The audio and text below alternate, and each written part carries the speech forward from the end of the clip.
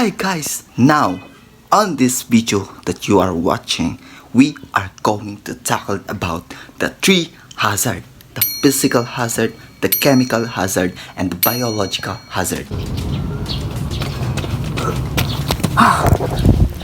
Heat.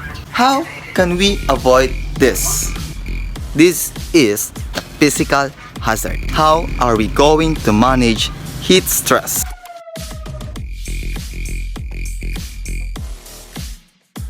Now, what I'm about to show you is the chemical hazard.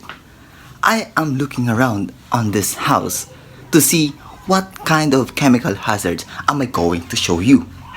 Now, without a little further ado, I'm going to show you what it is. This Petron gasol is one of the chemical hazard that I found in this house. It is one of the example that I'm about to show you, and why it is became a chemical hazard.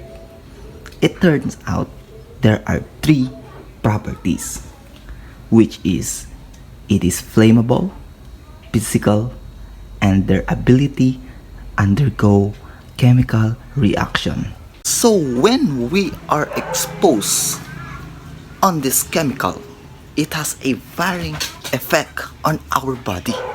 And common routes include inhalation. Exposure on the lungs can lead to acute effects such as irritation.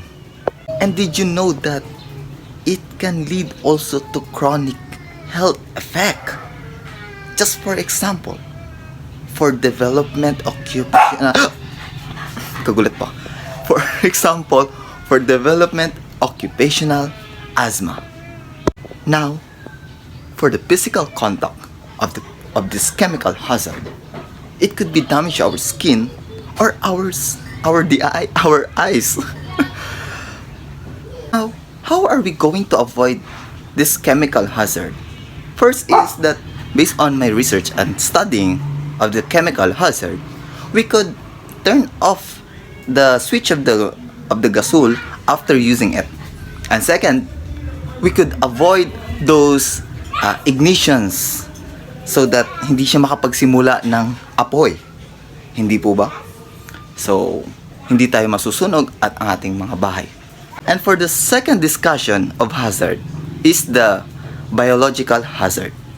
Based on what I have studied on my own, biological hazard is defined as organisms of organic matter produced by these organisms that are harmful to human health.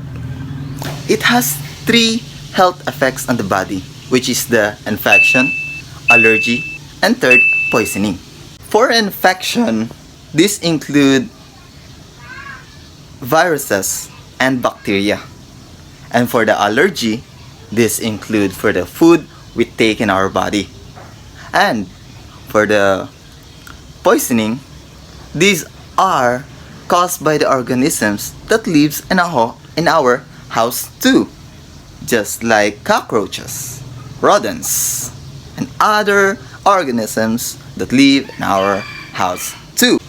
Final way that biological hazard can cause health effects on our body is poisoning through contact with insects or organisms that live in our house. Now, how can we avoid this?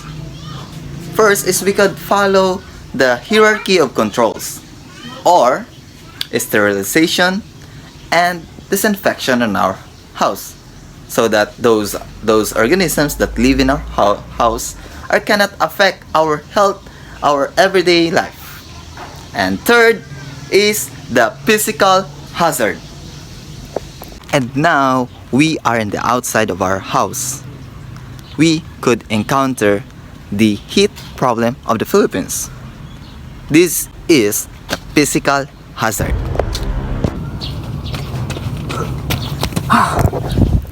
Heat is one of the problems of the Philippines.